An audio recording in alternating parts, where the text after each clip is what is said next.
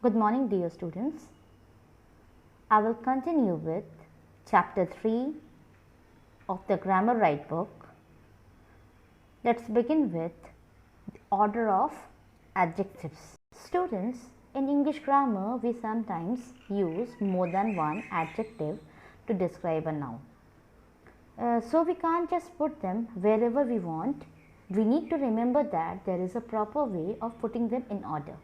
As you can see on the screen, we should know and revise what is an adjective. An adjective is a word which describes a noun or a pronoun. Some examples given: he loves blue color, she wears red sari.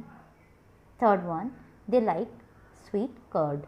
As you all can see, blue, red and sweet, they are the examples of adjectives. So we have to know and understand to place them in a proper way. So when we use more than one adjective to describe a noun, we have to follow a certain order. We cannot just put the adjectives wherever we desire. Here is an acronym, as you can see on the screen, which is called as NOSASCOM, which will be helping you to remember the correct adjective order. We need to put adjectives according to number, opinion, size, age, shape, color, origin, material and purpose. So students, as we can understand, what does the number show? The number talks about the number of noun. Opinion means it describes your judgment or what you think about something.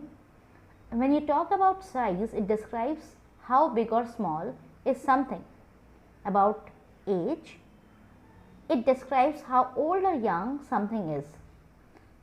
When you talk about shape, it describes the shape of something. Regarding color, it describes the color of something. Also, origin means it describes where the noun is from, and even material, which describes what noun is made of, and the purpose, which describes where the noun is used for. So this is the certain order to place the adjectives in a proper way. And there is an acronym in brackets, as you can see on the screen. It is called NOSASCOM. When you will remember this particular acronym, you will be able to remember the order of adjectives. Usually, we don't use more than 3 adjectives in a sentence. We sometimes disarrange the adjectives when we want to emphasize something. Let's see some examples now. One beautiful lady. In the first sentence, you can notice one is adjective of number and beautiful is the opinion, the quality of that lady.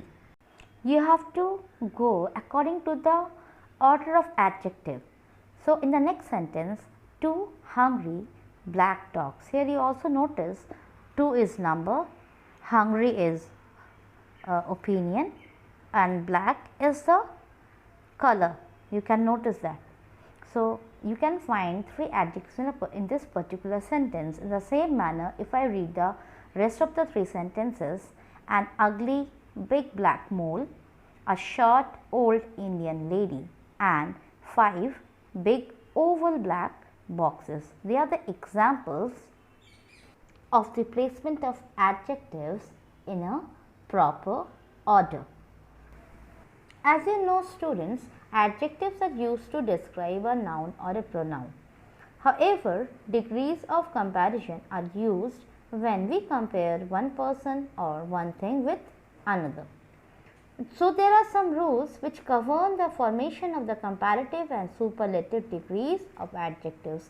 Let's now understand them by using some rules. Let's see number 1. Most of the adjectives form their comparative degree by adding er and their superlative degree by adding est to the positive degree.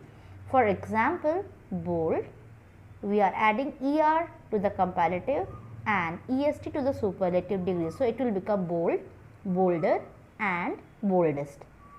The second rule goes, if the positive degree ends in E, then we add only R and ST to form the comparative degree and superlative degree. Like examples, when you take pale, we have to add only R and ST, it will become paler and palest. Paler is P-A-L-E-R and palest P-A-L-E-S-T. The third rule goes, when the positive ends in Y, which is preceded by a consonant, the Y is changed into I before adding ER and EST.